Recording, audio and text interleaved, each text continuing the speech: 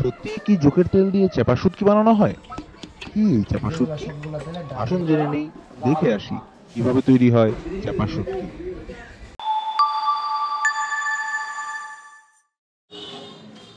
প্রথমে খাল, বিল, হাওর, নদী অঞ্চল থেকে শুকনা পুঁটি মাছ সংগ্রহ করা হয়। শুটকি বানানোর জন্য সাধারণত ছোট আকারের পুঁটি মাছ বেশি ব্যবহৃত হয়।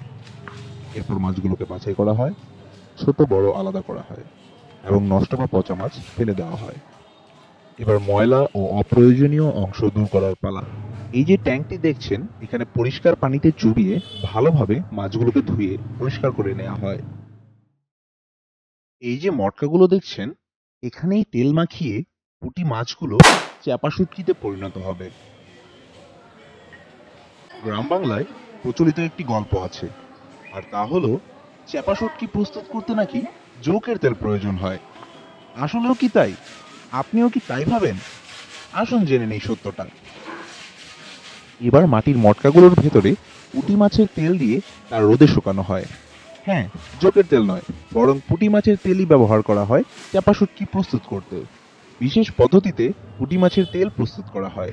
সাধারণত পুঁটি মাছের পরিষ্কার পাকস্থলী ও চর্বি থেকে এই তেল প্রস্তুত করা হয়। আপনি জানেন কি চাপা শুটকি আর উপকূলীয় শুটকির পার্থক্য কি? চাপা শুটকি হলো ফার্মেন্টেড শুটকি, যা দীর্ঘ সময় ধরে সংরক্ষণ ও বিশেষভাবে প্রস্তুত করা হয়। অপরদিকে উপকূলীয় শুটকি হলো সাধারণ রোদে শুকানো শুটকি, যা দ্রুত তৈরি হয় এবং সরাসরি বিক্রির জন্য প্রস্তুত থাকে।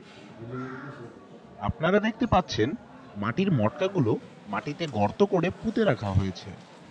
শুটকি সংরক্ষণের জন্য মাটির নিচে গর্ত করা হয়। এতে মটকা স্থির থাকে, নড়াচড়া হয় না এবং সহজে ভাঙে না।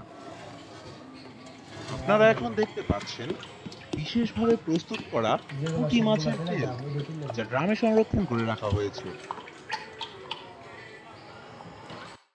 মটকার ভেতরে আরো বেশি করে পুঁটি মাছের তেল দেওয়া হয়, যাতে শুটকির ফ্লেভার আরো গভীর হয়। তারপর মটকার ভেতরে মাছগুলো সুন্দরভাবে সাজিয়ে মুখ বন্ধ করে রাখা হয়। প্রায় 2 থেকে 3 দিন পর মটকা মাটির নিচ থেকে তুলে বাইরে রেখে দেওয়া হয় 6 মাস থেকে 1 বছরের জন্য। যত দিন যায় তত শুটকির ঘ্রাণ ভালো হয় এবং আসল স্বাদ তৈরি করে। এরপর মটকা সহ এগুলো বিক্রি করা হয়, আর এভাবেই তৈরি হয় ঐতিহ্যবাহী চ্যাপা শুটকি। আপনি কি চ্যাপা শুটকি খেয়েছেন? কেমন লেগেছে কমেন্টে জানান। আর ভালো লাগলে ভিডিওটি লাইক ও শেয়ার করতে ভুলবেন না।